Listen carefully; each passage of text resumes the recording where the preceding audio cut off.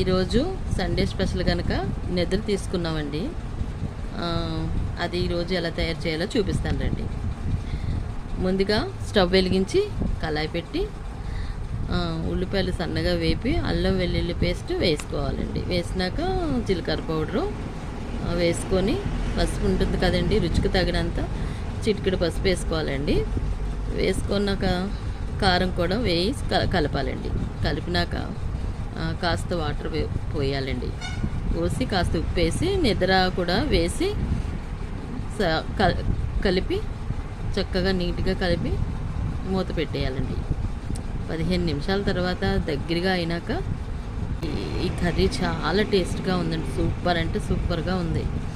మీరు కూడా నాలా ఈ కొలతలతో తయారు చేసి పెట్టుకుంటే చాలా బాగుంటుందండి.